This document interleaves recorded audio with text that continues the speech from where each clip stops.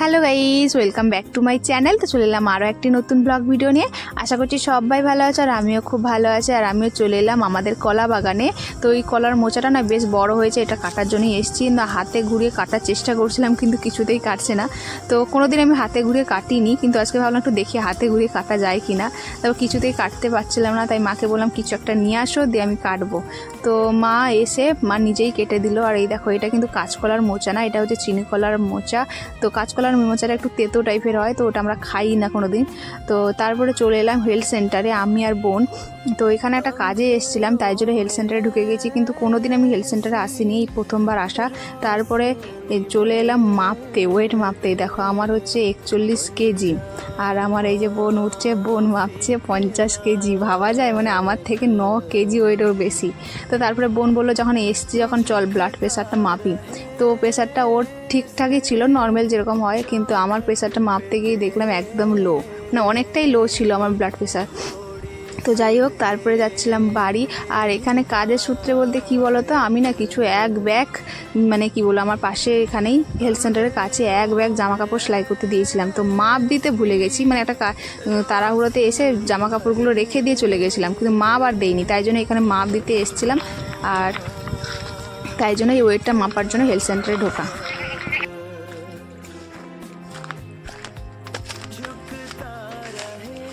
এই উপরে দেখ কি বাবা, এই দেখ উপরে পুরো থোকা থোকা পাকা, দেখছিস? ওই কাঁচা কাঁচাটা পা তো পাকা পাকা না,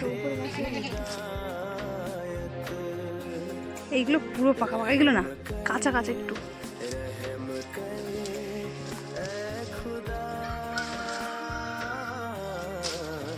ওই যে থোকাটা নেই।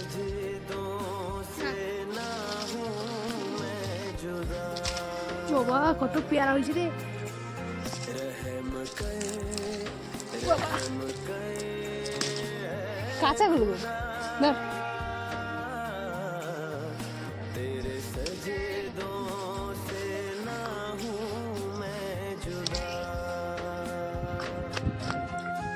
খাওয়া শুরু করে দিদি, কতগুলো ধরলি দিদি বাবা রে।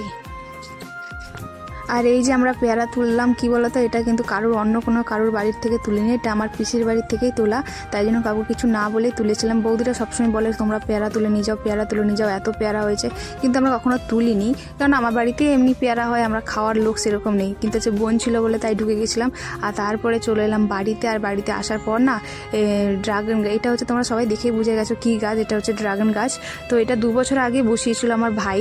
কিন্তু মানে কি হয়েছে, তো অনেকদিন সবসময় বলতে গেলে গাছটাকে দেখি, কিন্তু আমি এতটা খেয়াল করে দেখিনি যে গাছটা পুরো ইটের সাথে শিকড় লাগিয়ে উঠে গেছে। মানে কীভাবে উঠেছে দেখো, মানে এত পরিমাণে শিকড় চারিদিকে ছড়িয়েছে, মানে কোনো গাছপালার উপর ছড়িয়ে গেলে ঠিক ছিল, কিন্তু ইটের উপর।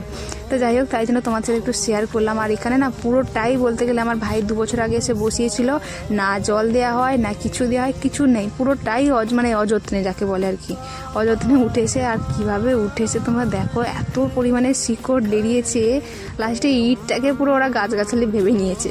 তো যাই হোক, তাই জন্য তোমাদের সাথে একটুখানি শেয়ার করলাম। দেখো কত বড় লম্বা, এটা যদি আমরা যত্ন করতাম এতদিন হয়তো ফল টল ধরে যেত, কেননা মিনিমাম একটা 2-3 বছর লাগে ফল ধরতে।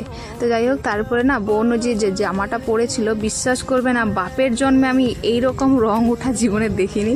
তাই একটুখানি ক্যামেরা করলাম। বোন তো বকছিল এই ক্যামেরা করছিস কেন, দেখাস না, কিন্তু আমি একটু তোমাদের সাথে শেয়ার করলাম, মানে মজার ছিল ক্যামেরাটা করা।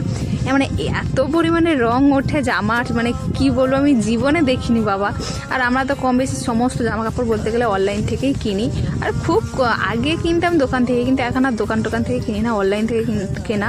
কিন্তু এইভাবে যে রং উঠবে জীবনে ভাবিনি ভাই। একবারই জামাটা পরেছে, তার থেকে এরকম, মানে দ্বিতীয়বার ওই জামা পরা যাবে না।